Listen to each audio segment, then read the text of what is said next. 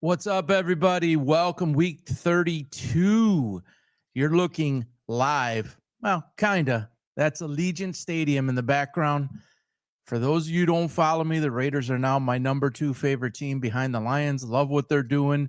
It's kind of do something new each week. I did Little Caesars Arena the other day, Allegiant Stadium today, and I think each week or each broadcast, I'm going to do something different and kind of change it up. Sometimes it'll be in season, sometimes out of season. Never know. So tune in to find out. All right, full show today. Lots going on. Most people that watch the show know I talk about football at nauseum. Big football guy, but my background is basketball. Deep background in basketball. So I've gone back kind of to my roots lately. I've been involved watching a lot of the NBA lately, and I have a lot of thoughts about that today. Most of the show will center around the NBA, but there's things like potential NIL reform, a little bit closing thoughts on the Shedeur Sanders absolute debacle, and maybe a few other things. So, born and raised in Detroit, Piston fan my whole life. Pistons have been irrelevant for many years until just recently, and they came up short in Game 6 the other day against the Knicks. I picked the Knicks in 6, and they did it. I wanted to be wrong, but it didn't end up happening. So the Pistons season overall, I'm just going to go quick through this. I've talked about this before. This is a tremendous success, 44-38. They were ultra competitive against the Knicks, who they were favored. The Knicks obviously were favored to win. And the Pistons held their own as a young team against a legitimate team with two major scores and some really good pieces around, and one of the best coaches in history, in my opinion, in Tom Thibodeau. So it's a stepping stone, right? It's a process. Winning is a process. And the franchise was so gutted. It was so poorly operated for so many years that it takes a while to clean that up.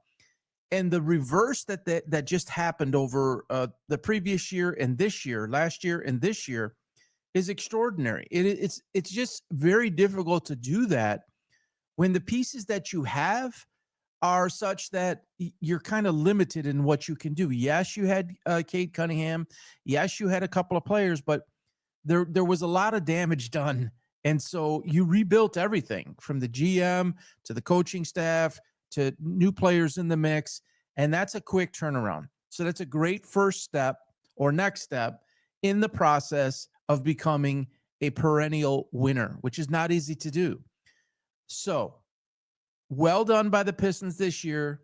Overall, well done in the playoffs. It went like literally exactly like I thought it would. I thought they'd win a couple of games. I thought they'd play tough. I thought they'd be resilient. I thought they'd have no quit in them. And I think all of that was accurate. They could have won multiple games there. The last 4 games decided by 9 points or less. I mean, you don't get any closer than that. The last game basically won at the buzzer, 4.3 seconds or whatever. That's basically winning at the buzzer. So what do the Pistons need to get to the next level? This is tricky. And this goes to what I talked about in terms of the past affecting the present and the future. The Pistons have no first round draft pick this year. I don't know if everybody realizes that. There is no first round draft pick this year. And the reason is Troy Weaver traded a future first round pick that was protected to move up to get Stewart in the draft where he came out. That pick was protected, but the Pistons did so well that the pick actually, they lost it by doing so well. So you're going to go an entire first round, which the majority of players that stick in the NBA come from the first round, very early in the second, sometimes, generally speaking, middle to late second rounders, they don't stick. And that's just the reality of it. So you have Trajan Langdon, who's got to get really creative with no first round pick. And then I believe it's about 25, a little over 25 million in salary cap space as we sit here today, depending on what they do with Beasley and Schroeder. So let's just assume it's somewhere around 25, 30 million. You're a little bit limited as to what you can do. You're going to take chances on some guys that have flourished in other places most recently, and those teams don't have the ability to sign them long term. And I think there's two names that we might see the Pistons go after. Both are shooting guards. Quentin Grimes, shooting guard from Philly, has basically he lit it up at the end of the season with Tyrone Maxey out for the rest of the year, and Embiid down.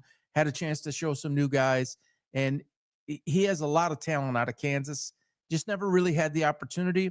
Scored 44 in one of the games. Now he's primed, I think, maybe to take that next leap. You might see him come over to the Pistons. There's a chance that the Pistons lose Beasley or Schroeder or both. And so Quentin Grimes is certainly an option. Ty Jerome from the Cavs, very similar, 6'5" shooting guard. Same thing, kind of the odd man out. Not the odd man out, but just not more significant playing time because the Cavs are so talented that he just doesn't really get an opportunity. But when he's gotten an opportunity, he has flourished. He's due up for some money, and the Pistons might have just what either of those two guys need. And I would look for Quentin Grimes or Ty Jerome to become Detroit Pistons for next year. On the Beasley thing here, real quick, just to add this, in his post game press conference, he said he was the greatest shooter in the world. Man, I love the confidence, right? I love the confidence, but that is not in any way true. I thought that was really, really bold. He was pushing, I think, in a roundabout way, and stating the fact that he felt that he should have had more of an opportunity there at the end. And it is tough when you come off the bench in that moment, and it's a offensive defensive substitution. You got to get a stop to give yourself a chance to win. And he's not the best suited defender on the floor in that moment. And so you come in cold, and you're on the wing, and everybody knows why you're in the game, and the ball gets passed to him, and it kind of slips through his hands and out of bounds. That's a tough spot. And he probably doesn't make that mistake if he's more in tuned and warmed in the game. But that's it. That's who he is. It's who he's been, and it comes with it. So I thought that was kind of crazy that he said that. He's nowhere near the best shooter in the world. He serves a role, and he should focus, on that role. There's a reason why he came to us and why he hasn't stuck for very long. Stick with that role, Malik. You do it very, very well. But that's your role. All right. So I'm going to try not to get too worked up here, but it's going to be pretty difficult. So Cade Cunningham, obviously first overall pick, 4 years ago. I remember where I was and who I was talking to when they drafted him. I went ballistic. I was so upset. Why was I upset? Pistons have the number one overall pick, and they take basically the consensus number one that everybody thinks is Cade Cunningham. I was pissed because I watched quite a bit of Oklahoma State basketball, and I saw what I believed was a floater out there. Floater meaning he's like a butterfly, and he's just floating around the court. It's just taking it as it goes, and no real assertion, no aggressiveness, no attack mentality. And I get it. You cannot always be in 100% attack mode on the floor. You got to be responsible to a system, to a process, to a philosophy, to game situation. I got all of that. But you're the number one effing draft pick for a reason. You're drafted to carry a franchise at the number one overall. You are drafted to take a franchise, a team, a franchise, a history, a city, an entire fan base. You are drafted with that. If you want to call it a burden, you want to call it a responsibility, whatever you call it. And I'm not saying you don't like say, hey, I don't want to be drafted number one, but you need to understand what your role is on this team, Cade. You're 6'6", you're gifted and you're talented. Yeah, you averaged 25 points, 8.3 rebounds, and 8.7 assists. Yes, you did in the playoffs. Not bad. Is that number one overall pick numbers? Sorry, it's not. And your numbers were similar to that during the regular season, which in my opinion matters very little. you can see the difference. And this is not new. This has always been this way. You can see it in all sports except for football because there's only 17 games. But you could see it in baseball, you see it in basketball, and you see it in hockey. Such long regular seasons, in game 27, what you do is basically irrelevant to what you do in the playoffs when every dribble, every possession, every game matters, right? If you lose game 27, you're just coming back the next night. And oh well, it's a back-to-back or it's not a back-to-back. You play in 3 days, whatever. That's not that way when you're in a best of 4 of 7 series, obviously. So I'm watching Cade the other night, and I'm on Facebook, and I'm keep on making mentions about what I'm seeing, that he needs to step up. He's floating out there. He's literally floating out there. He's playing deferral basketball. He's deferring to other people. He's getting pressured. Okay, granted. He's the number one option on the Pistons. You have to understand that that's the defensive game plan. You have to be prepared for that. And I'll get to the guy on the other side who's the number one option on that team. And you saw what he did.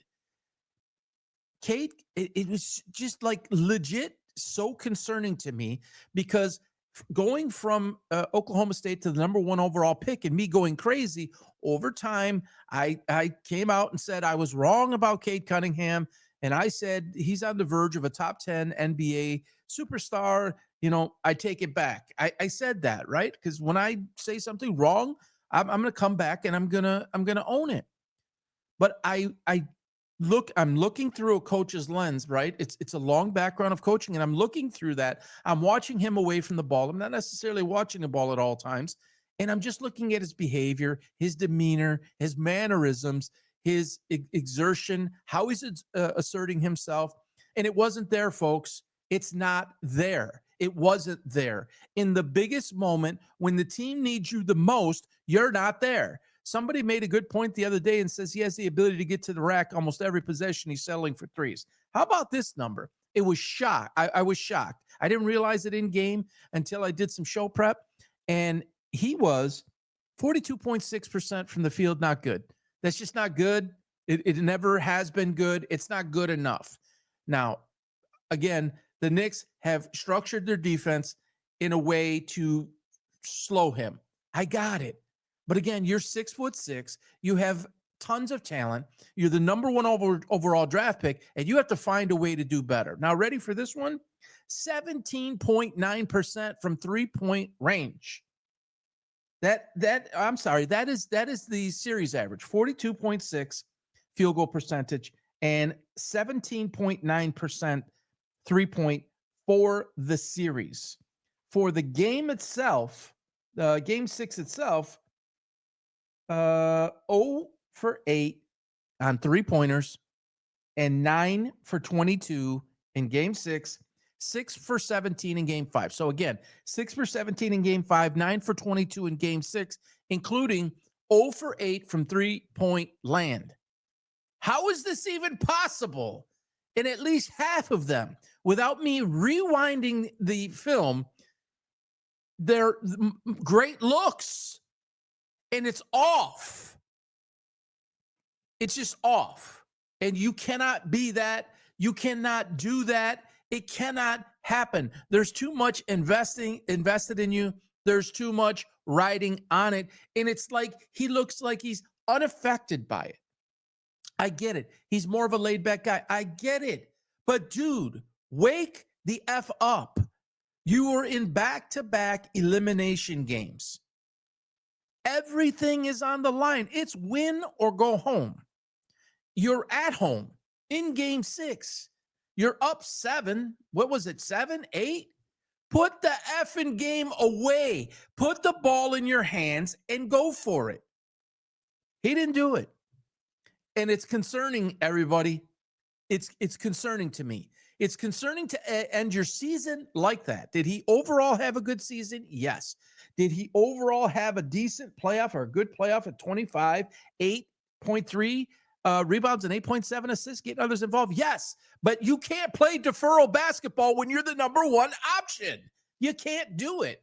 And if they're scheming to stop you, then put the ball on the floor, get to the rack, draw fouls, get to the line, and make your effing free throws. Like, this is not fake right now. I am legitimately upset. You teach this even at the levels of middle school and high school and AAU, even freaking rec ball. This is the expectation of this man is such that you just can't do that. In my opinion, he had a lot to do with his team getting there, but he had a lot to do with his team losing when they got there. All right? It's just really, really, really that simple. Let's flip the script and the guy on the other side. All right, I can't stand his flopping either. I hate it. I hate it in the game. I can't wait till LeBron leaves and takes that bullshit away. It's an embarrassment. It's wrong. There should be new implementation of rules and policy that if you do it, you're just suspended. It's just that simple. Now there will be, if they do that, then it'll be, was it legitimately, did he fall? Was it, I think we can see when somebody barely touches you or doesn't touch you and you act like you got shot from the freaking rafters, I mean, it's obvious. So I don't like that about Brunson at all. But let's just call this what it is. He's the smallest guy on the floor at 6'2", other than Schroeder at 6'1". And at 6'2", he's playing like the biggest guy on the floor. A cold-blooded sports killer. Everybody in the building, everybody in New York, everybody from Chicago to LA knows that the ball is going to be in his hands at that moment. You have Ausar Thompson, who I would say, although Schroeder did a hell of a job, was Ausar's the best defensive stopper in that moment. He just has more size, more athleticism, more range. It's the right call. I like how he switched them back and forth. Okay, and Schroeder did a hell of a job. You're talking about a 31-year-old guy too, and a more slender guy than Brunson. Brunson's like a little tank. He's like 6'2", but plays like he's 6'8", 9. That guy just launched himself into superstardom. This is not the first time Jalen Brunson has done this. Let's be clear. But this is the first time, basically, that Jalen Brunson has done this in this moment. In a moment like that, of that magnitude, with everything on the line, over and over and over and over. The repertoire in his game is astounding for a 6'2" guy that everybody knows and everybody's trying to stop. It's both hands. It's at the rack. It's like, it's almost like, I don't even know how to exactly describe it. He's moving like a jumping jack. He's so difficult to defend. He's so nimble. He's going in either direction with either hand in any moment. He's got the shimmy. He's got the in and out dribble. He's got Euro. He's got everything to his game. And then his vision on the court. He understands where to get the ball, when to get the ball. He's no look passing. He's totally toying with people.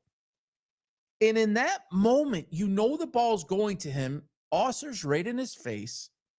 He does basically a cross, gets himself basically with a wide open look in full motion, and the place is going crazy.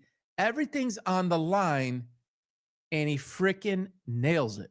Now, again, going to my basketball background, I can tell you that the purest shooters in the NBA, they hit very little rim. When you see guys hit, and LeBron is famous for this, there's very, very small percentage of his shots that just the twine, it's only twine. A lot of it you will see hit deep into the back, and it's almost like, don't. That's a sign of somebody that's not a pure shooter, that a lot of times doesn't have proper arc. They're more of a line drive shooter. Jalen Brunson is a pure shooter. You will notice that shots from the perimeter, from deep out in the perimeter, generally never hit rim. What you need to do to be able to accomplish that, moving like that with so much defense and length in your face, you're only 6'2". You've got to get the ball up and around. You've got to alter your release point, and dude hits twine almost every time. It's truly amazing. 31 and a half points, 8.2 assists, and 4 rebounds for a 6'2 guy. Again, smallest on the floor, except for Schroeder. Beasley's basically the next closest at 6'4. Some would argue Josh Hart is 6'4, but I believe he's truly 6'5. So, I mean, all the props in the world. Again, I was rooting for the Pistons, even though I predicted the Knicks. I wanted the Pistons to win that game. I wanted to be wrong on the prediction. I hate that Brunson does that flopping shit, but you cannot take away anything from the guy, and everybody should stand up and just applaud what the dude is doing, because there's not a lot of that in basketball. That killer mentality. I mean, that guy, I said it on social today, he'll rip your heart out of your chest and leave it bleeding on the ground and like step over it. And Cade Cunningham does not have that at this point, and he might not ever get it. That's really something that's not necessarily developed. It's in you. There's something that happens at a young age and then coming up that's in you and it comes out. Very difficult if it's not in you to get it, to let it, to then have it come out. I don't know if we're gonna see that, guys. I really don't know if we're gonna see that. And I'm so concerned about the lack of energy, the lack of assertion, the lack of wanting to attack by Cade Cunningham, that I would question going in the future. If you want to be a legitimate, perennial, deep playoff run type team, and you want to get to a championship, I'm questioning if he's the number one. Yep. Even after I said it 2 days, 3 days, 5 days, a week prior, that, hey, the whole city of Detroit's behind Cade. The future's bright, all this type of stuff. I rescind my comments. You can't do it. You got to go down fighting. You got to go down in flames. However you want to say it, you've got to leave it all out on the court with your effort, with leaving nothing to chance, with trying everything in your arsenal. And I don't think we saw that from Cade Cunningham. And again, if I'm a Detroit fan, I would be concerned. Is he the number one option going forward? Is this just a blip? And the reason I don't question this as a blip is because of what I saw at Oklahoma State when I went crazy when they drafted him. And then I let it go over time. But we saw something in the biggest moment. It is the biggest moment he has had in his NBA career. And I believe he came up extraordinarily small. I'm just going to say it. I will take a lot of heat from this. I don't care. You cannot be the man and come up small like that. Now, if you take the shot and you miss it, no problem. I think Jordan was famous by saying he missed 9,200 shots in his career. And you get up and you go for the next one. And I got it. He was 0 for 8. And at one point he was 0 for 4 and 0 for 6, and he kept on shooting it. But dude, you got to make some. And you have to do it when it matters most. And how you go about doing it matters. It absolutely matters. Push the ball. Lead your team with example, with energy, with fire, with determination. The dude's literally walking around or running around, however you want to say it, as if there's like a tornado going on, right? And he's unaffected. I don't even understand how that's possible. The mentality must just be missing. Maybe he's just missing that. And maybe he's not a true number one, but it's a great number two. That's very possible. So if I'm Trajan Langdon, I'm seriously thinking about that. And I think he's smart enough to recognize that as you go forward here, he might not be your guy in the most clutch moment when a team is scheming against him. And I got it. You're limited in terms of you don't have a legit second scorer, a legit third scorer. Sorry, Tobias Harris. Terrific job. You're not a legitimate 2. You're not a legitimate 3. You're a really good role player that can bring that 15 a night.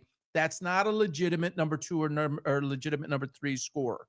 So let me be clear in saying that Cade does not have that second or third guy. I've been on record for weeks and weeks and months about that. I get it. But it's the attitude. It's the demeanor. It's the effort.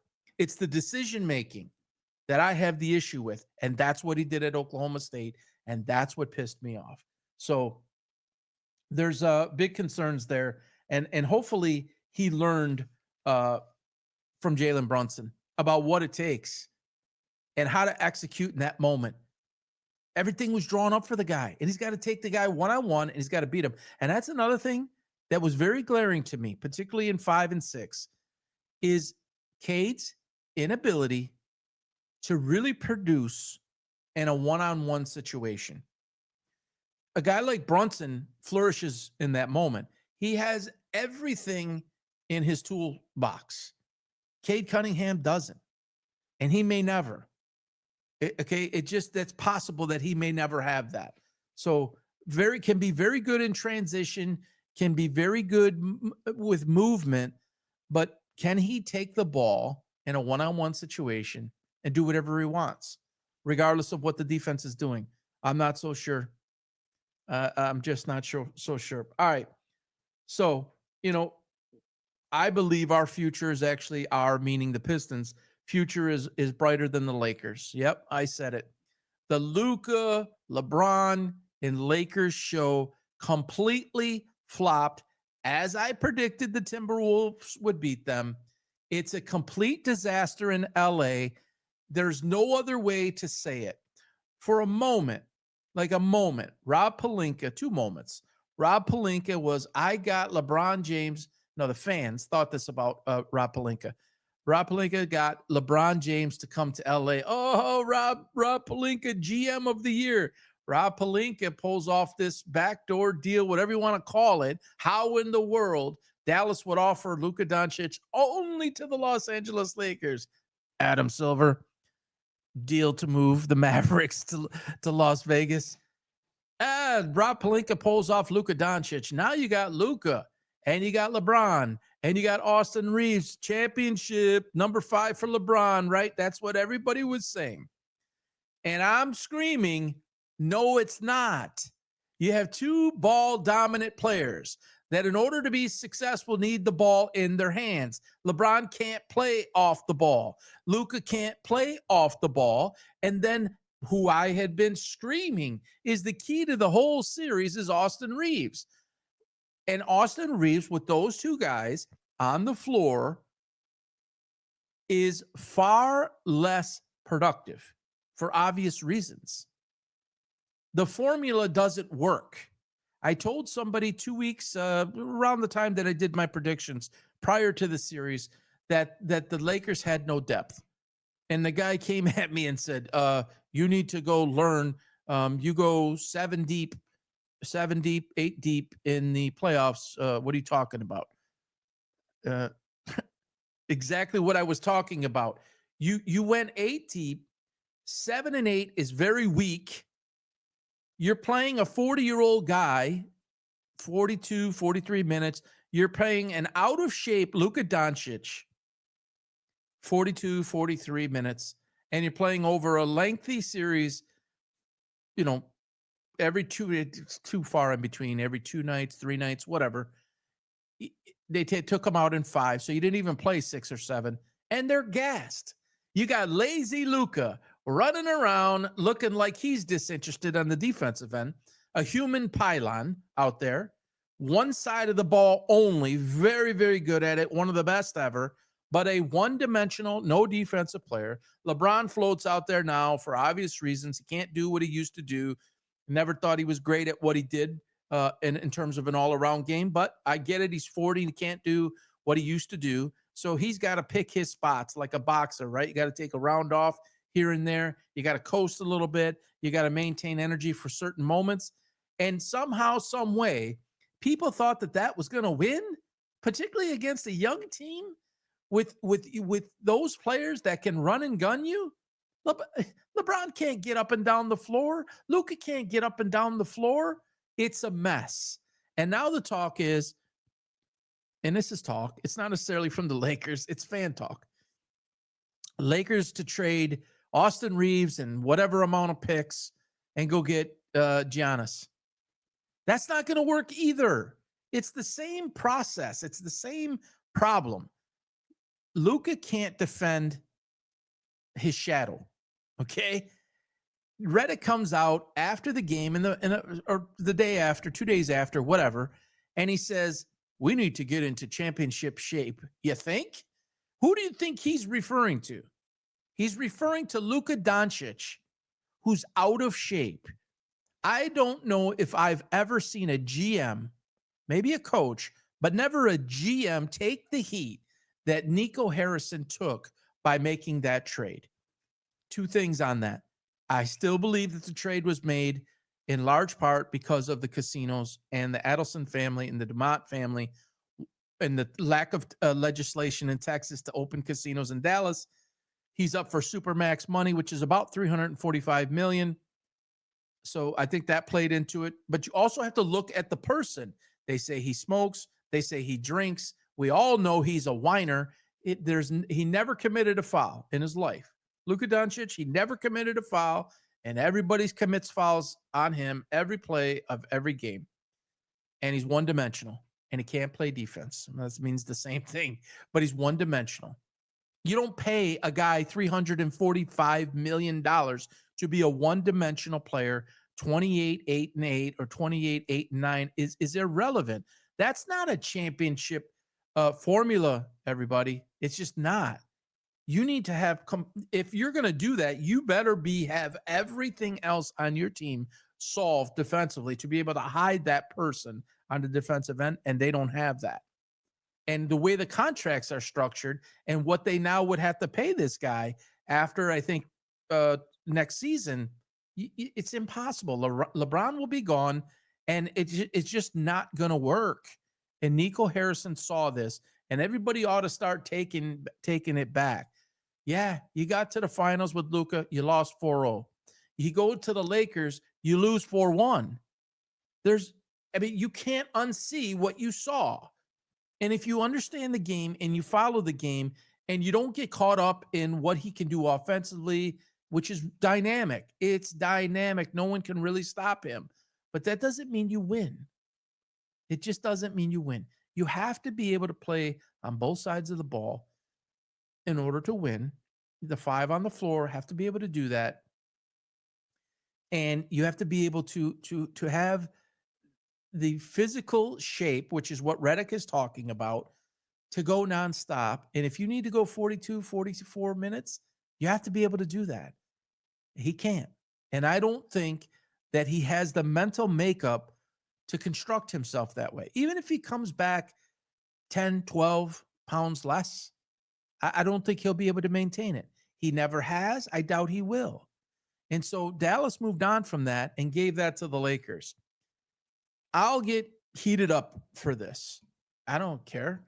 If I'm the Los Angeles Lakers, I put Luka Doncic, encourage LeBron to retire.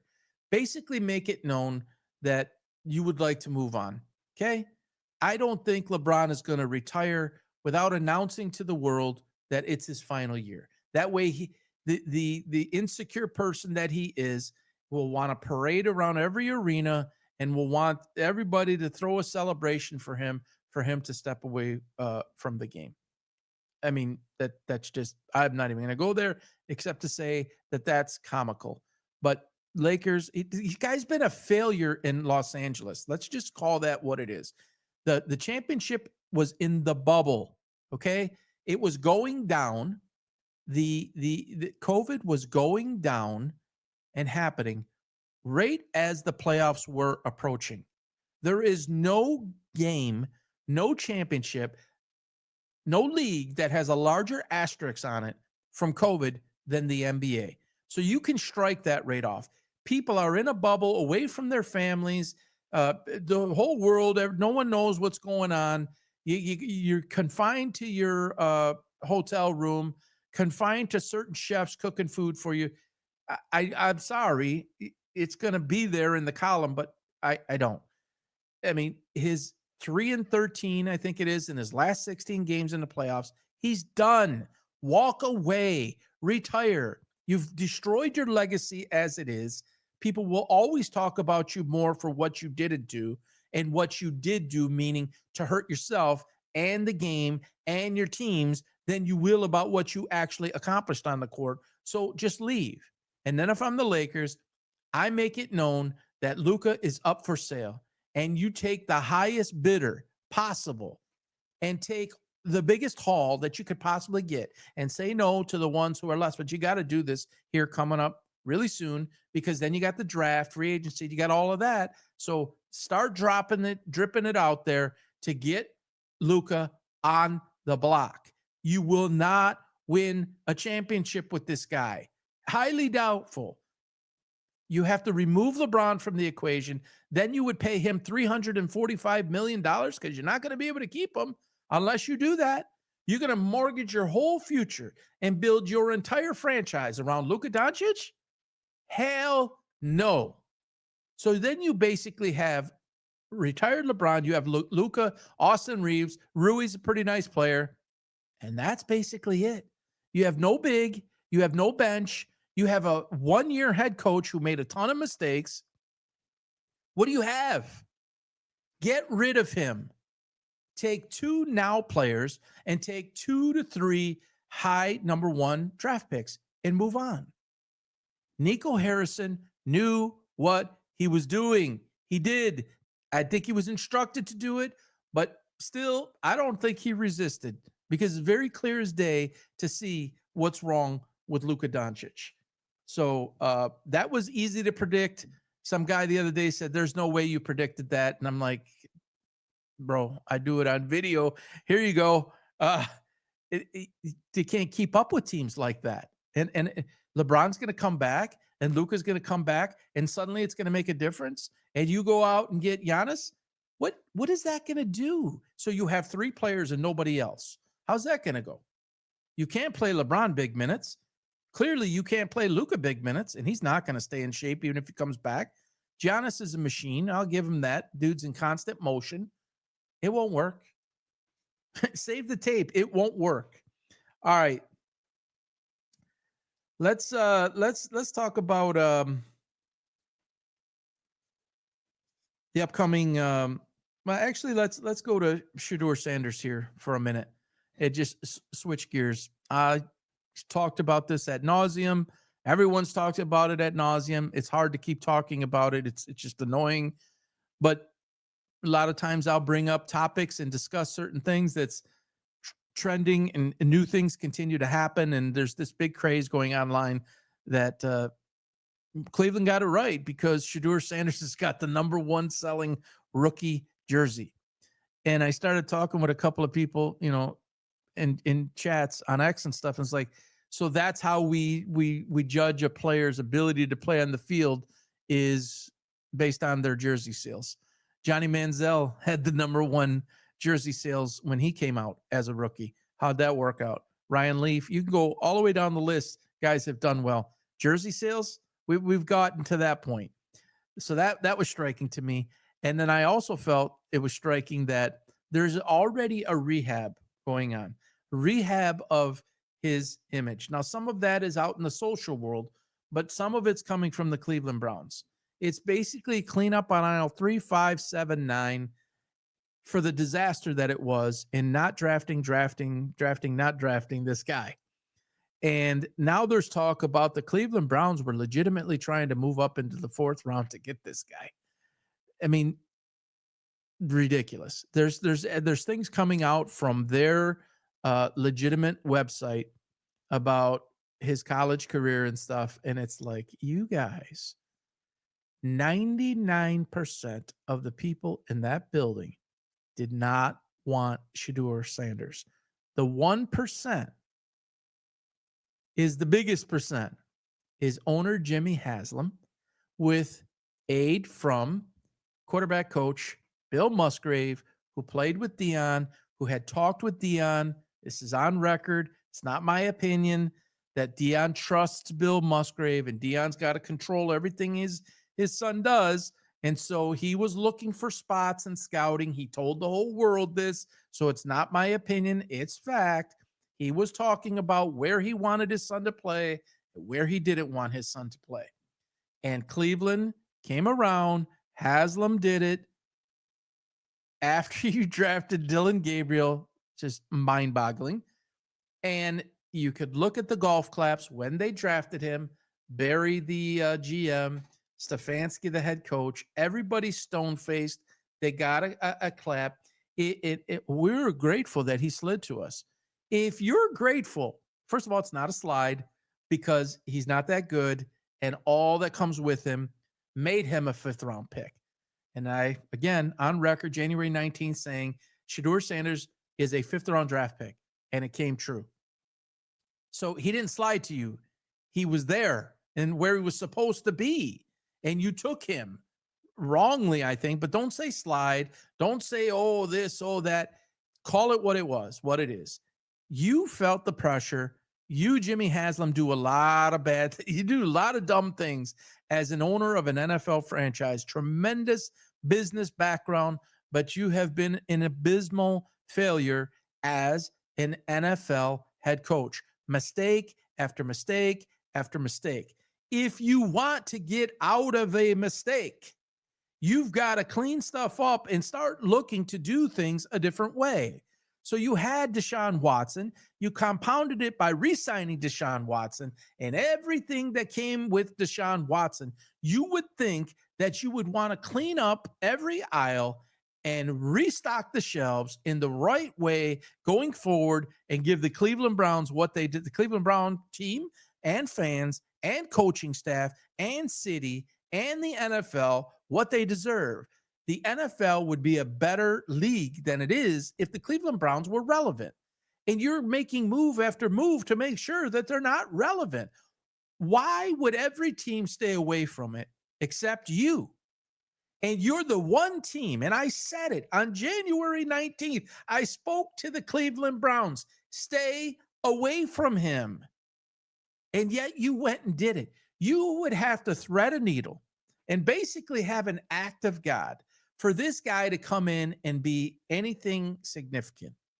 And I don't think that prayer is going to be answered because I don't even think he's the starter. And when you get drafted in the 5th round, that means you are drafted as a backup. Now, they came out and said this is an open competition. Okay, all right. You got Flacco, you got Pickett, you got Dylan Gabriel, and you got Sanders, and you have Watson still on the roster, and you're going to unload him, and it's going to cost you dead cat money till the cows come home because of dumb moves, desperate moves, working from a position of weakness instead of a position of strength, and just throwing shit at the wall and hoping that it sticks. Maybe Deshaun will turn it around. Oh, there's another 20 accusers. Oh, there's an Achilles. It's like, come on. And even when he was healthy, he wasn't performing. And he's not leading. So you go draft Shedeur Sanders. We all basically know he's not going to start. And he's not going to be a backup. He's not made that way. And I've been saying this, but maybe I don't think I've been saying this enough. As a former coach at the younger levels, if you have one player on your team that has been, let's say you're coaching in college, and you have a player on your team that has been coached by the same person all the way up the ranks, and that person followed them from when they were in 5th grade, 6th grade, middle school, high school, coached by the same person, and get to college. What do you think is going to happen?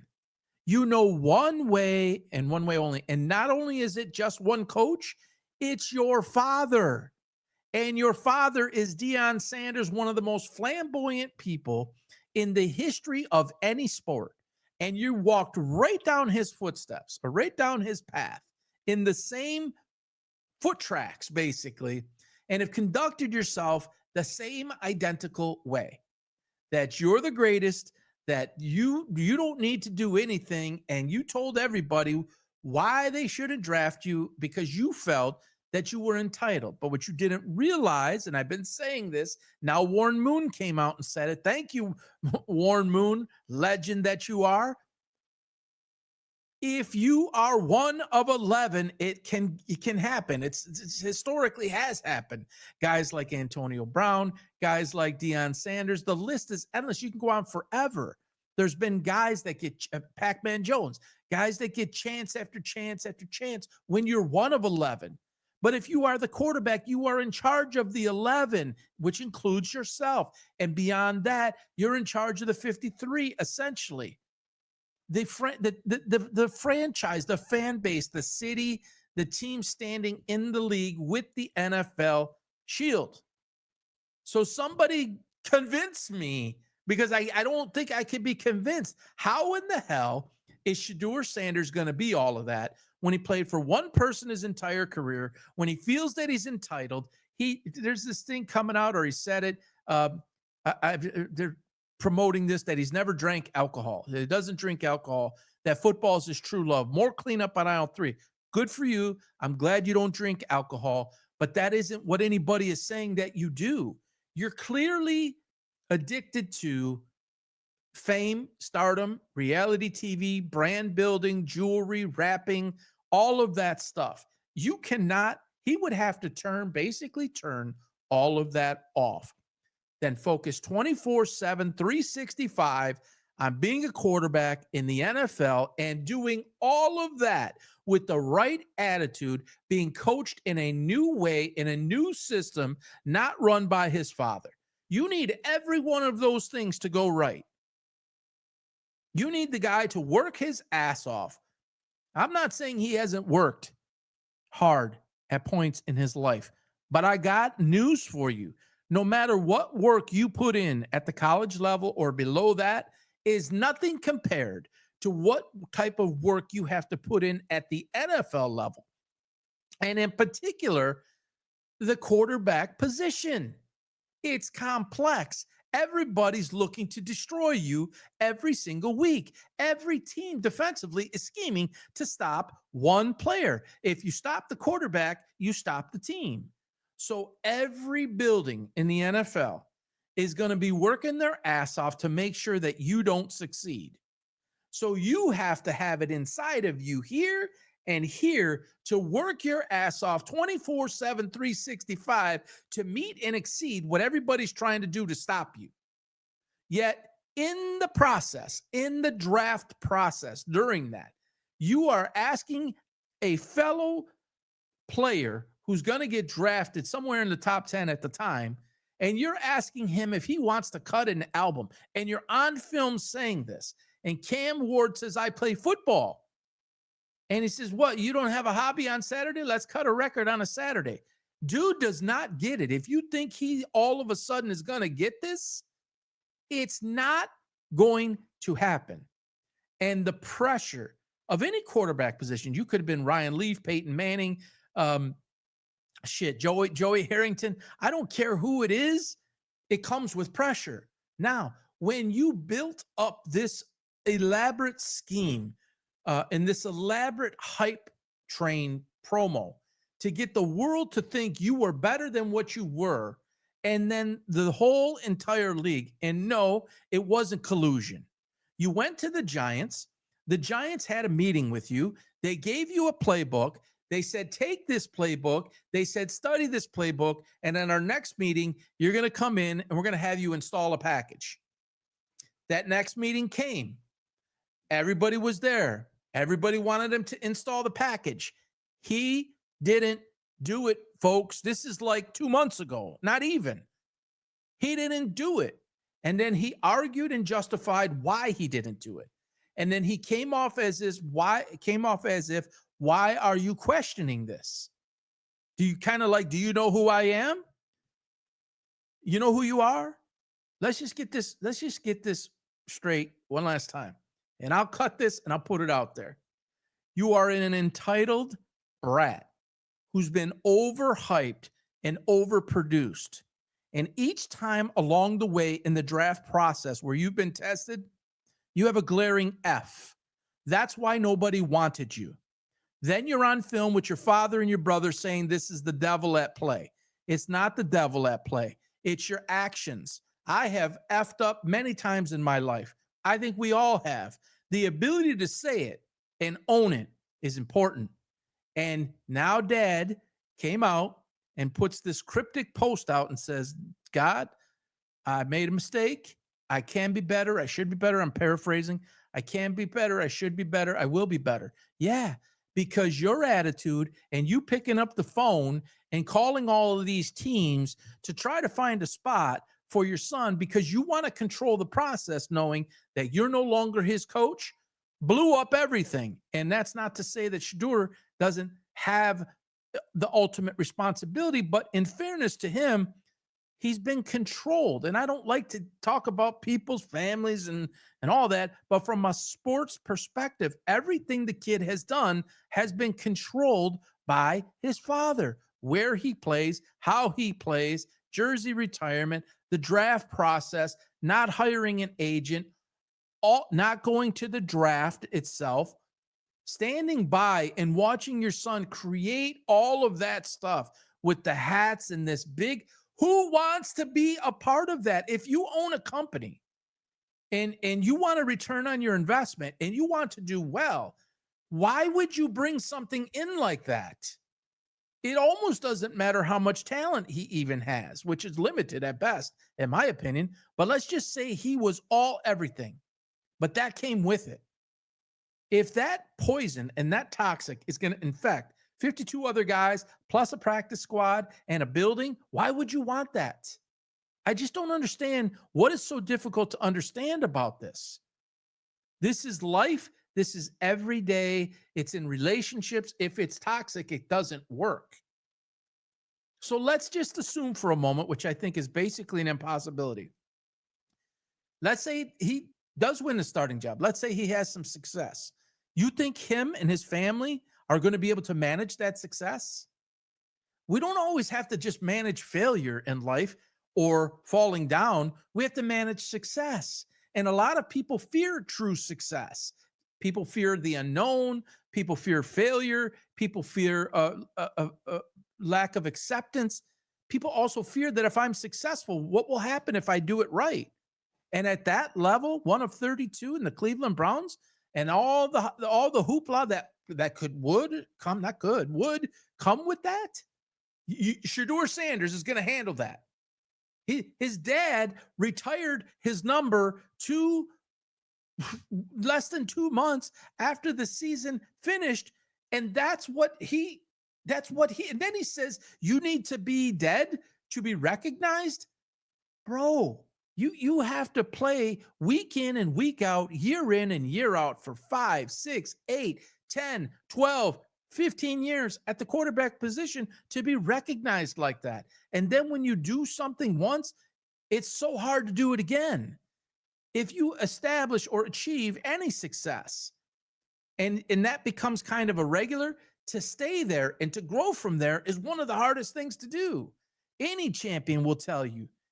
To become a champion is ultra hard. To stay a champion and do it again is unlike anything that's out there. And that's life. If you succeed one day, to succeed a second and a third and fourth, stackable successes, really hard. It takes an amazing balance mentally to do that. And I don't think there's a balance there. His father got away with it because he was a cornerback. Man, it's just wild. It's one of the craziest things. I'm 52 years old. I seen some stuff. I seen the Ryan Leafs. I seen the Johnny Manziels. I seen the Baker Mayfields 1.0s.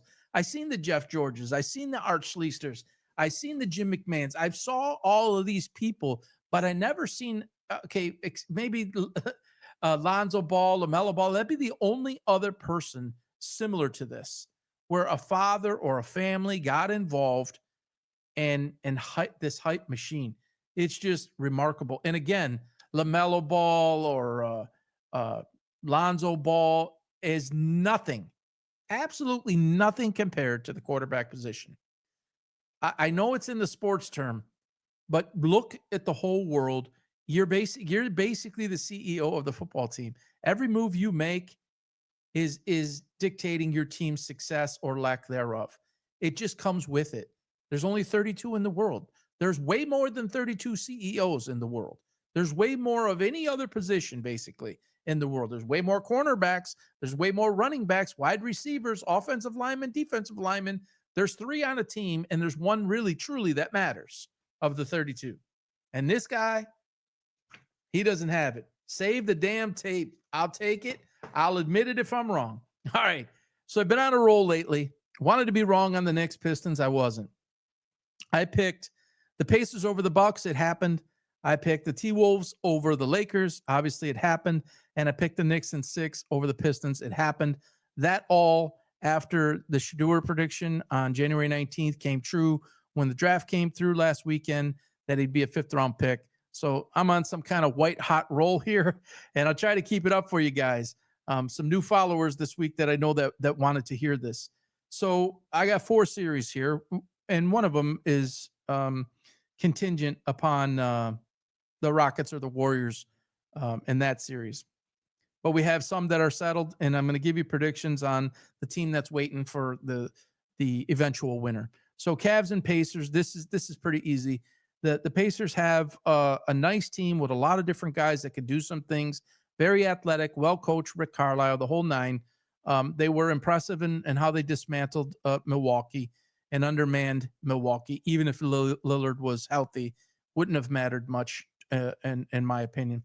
The Cavs will dispose of them most likely in 5 games. Cavs are that's how you build a team, and Dan Gilbert's done it again, and that's winning. You want to talk about a great owner? You want to talk about an owner who knows how to put the right people in position at the sports level, was successful in business, and then was able to transition that over, and then you just do it over and over, right?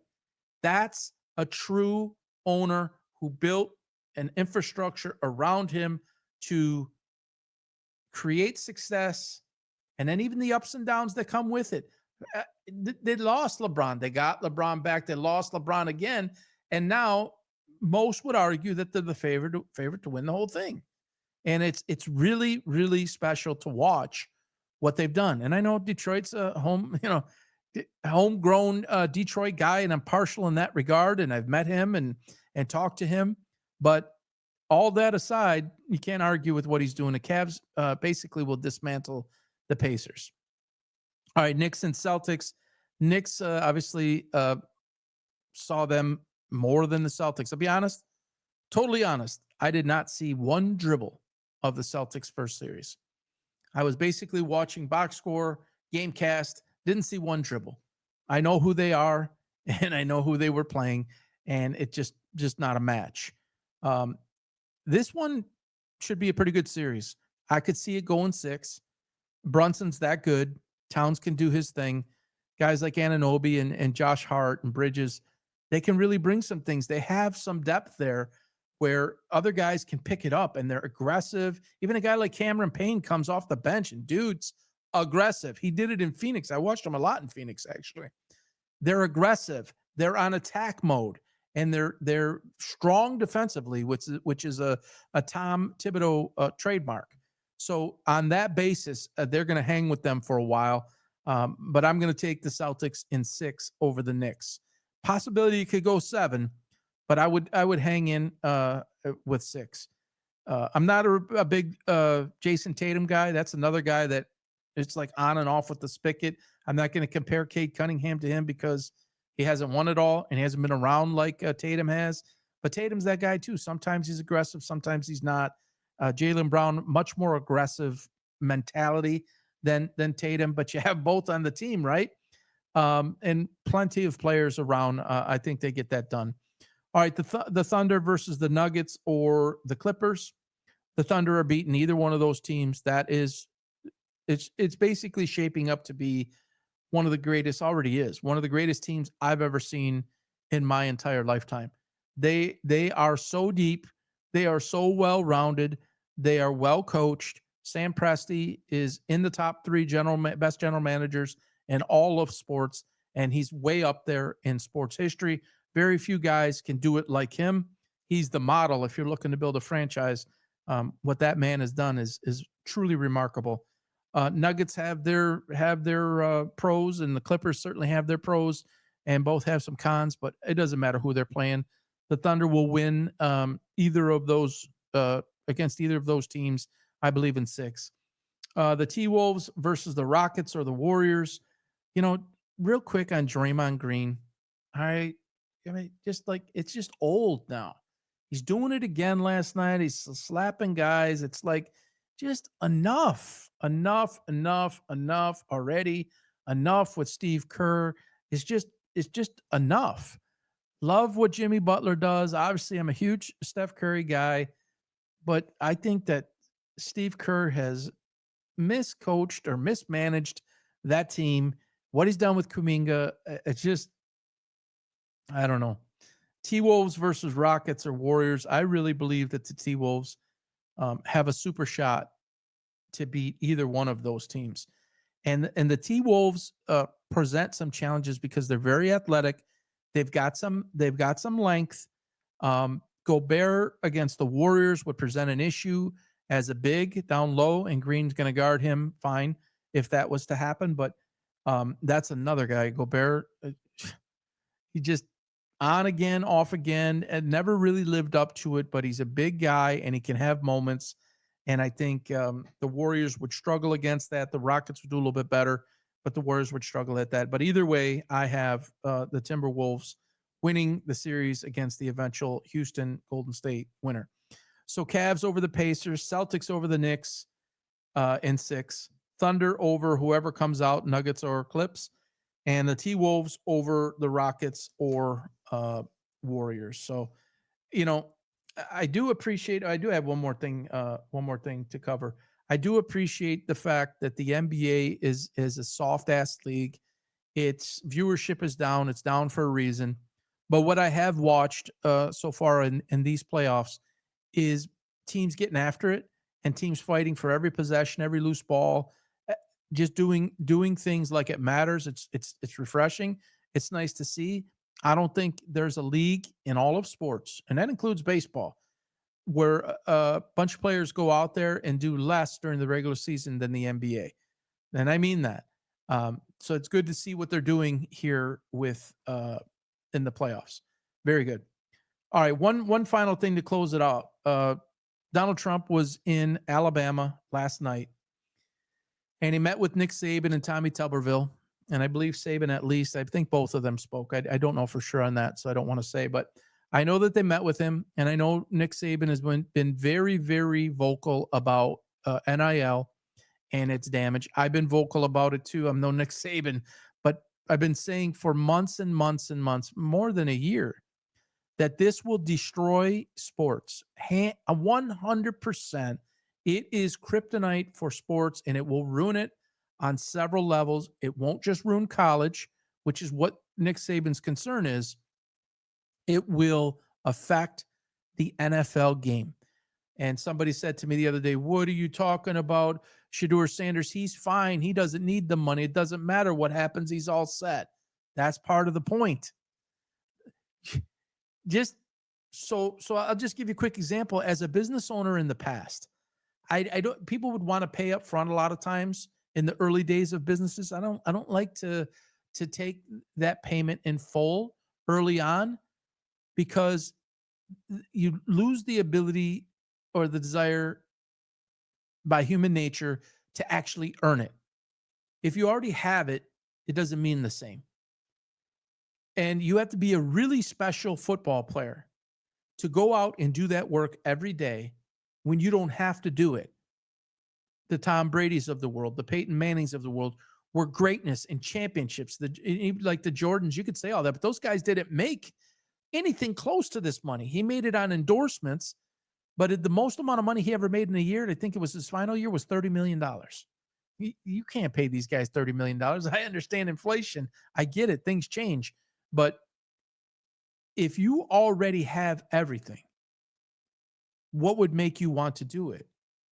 You got to be of a special mental makeup, right? So college players, it's the same thing. If you have never stepped on the floor, basically, as a freshman, and you already have an NIL deal that's paying you $1 million, $2 million, what? I mean, $1 to $2 million is at 19 years old, not enough to live on the rest of your life. I get it. But if you do anything in the second year, the third year, you're going to get another endorsement. Now you got 4, you got 6, you got 8, you got 10. Now you're going to play for an NFL draft slot. And then you get that money paid up on potential and not necessarily what you did at the NFL level with a lot of guaranteed money. The money has gotten so out of control that it's affecting the mindset of the person. And you really can't always knock the person. It's the human nature of it. If I hand you $1 million today, are you going to work as hard tomorrow as you did yesterday? If we're being honest, you really have to have something in you. And this goes back to Shador. Somebody said, well, he made $6 million last year. His rookie contract is going to pay him something. I don't know the exact number, so don't quote me, but I think it's $4 million over X period of time, X years. So dude's like, I made $6 million in 1 year. NFL, you want to pay me $4 million over 4, let's say it is, or $4 million over 3? I have to go out and I have to now go out and earn the equivalent in what I just got paid as a senior, and I didn't have to do all of this. Think about that. So Saban and Tuberville went to Trump. They want to talk about a national reform on the NF and the NIL because it's affecting sports. I'm as big a person you will ever find. Is the less government, the better. But the NCAA has sat idly by, as far as we can tell, and not doing a thing about it. They're not commenting on it. This is infecting the entire system, and it has a shelf life. If something is not done, it's a wrap, everybody. It will crush everything from within. The college game will go down. First of all, it's affecting high school too, by the way. You know, Chris Webber, they were watching his 4th and 5th grade basketball games, okay, in grade school to then recruit him to Country Day. And then, of course, Michigan was watching all of that in 8th grade, 7th grade, 8th grade at Country Day to get him. So it was already happening. Now you get a guy, they're going to want to pay these kids in 4th grade, 6th grade, 8th grade, 10th grade. Come on. This is impossibility to play at the highest level, already being set in many cases for life, as a guy like Shador Sanders is. It's already difficult growing up around some of the wealth that these guys grow up on because they don't need it. They don't need to go earn that money. Again, you have to have the mental makeup to want to be great, and it supersedes or overrides how much money you may have already made yourself or how much money you may have grown up around. There's a lot of cases, right, where guys can do that. His name escapes me and what team escapes me, but guy said, I needed to make this money for my family, and I wanted to finish the process because there was a time where he was going to quit. And I wanted to finish this process, and I wanted to set the right example for my children or my child, whichever the two it was. And that really motivated him and drove him. Not every NFL player, college player has that to fight for. And as far as we know, Shador Sanders doesn't have that to fight for. And dude's got all sorts of interests. So when he says that alcohol is not his drug, that football is not his drug, great. You're away from the alcohol. I don't think football is your drug. I think fame is your drug. I think jewelry, celebrity, reality TV, being filmed, rapping, I think that's your drug. And you're going to put all of that aside, and you're going to become the starting quarterback from the Cleveland Browns, and you're going to apply yourself every single day, all day, 24/7, 365. You don't get a day off, Shador. You must be on all the time to be an NFL quarterback, particularly when you're just starting out and you have everything stacked against you to not succeed. And what I mean by that is you created it with your attitude. So you got to basically strip yourself down and remake yourself. You not only have to work at the game, you have to work at your mind, because you cannot have one without the other at that position. Wake up, America. Wake up. This doesn't pan out well. It's not going to end well. The mind and what it takes at that level is not there. And when you do something repetitiously for 20, 21, 22 years, the same way, under the same coach, under the same system, and now you're expected to go do that for somebody different. I don't care if it's Bill Musgrave or not. I don't care if it's Bill Belichick, Phil Jackson. It doesn't matter. You have to want to be willing to change. And as recently as 2 weeks ago, 1 week ago, the devil did this. The devil did this. This is the devil at play, because this is crazy. Okay. You keep going with that logic and it's never going to work. And I don't see you changing it. All right. So hopefully they get that NIL squared away, Saban and Tuberville. Again, I don't like Trump putting his nose into what college athletics does, but the NCAA is not. And so the sooner this gets under control, the better it will be for everybody, because this is already clicked in. It's a disaster and they got to get it fixed. So, all right, guys, that's it for the show today. Please follow me on X at PB Sports Talks if you'd like this, on Facebook at PB Sports Talk. Website, which is out of date a little bit, will be updated soon.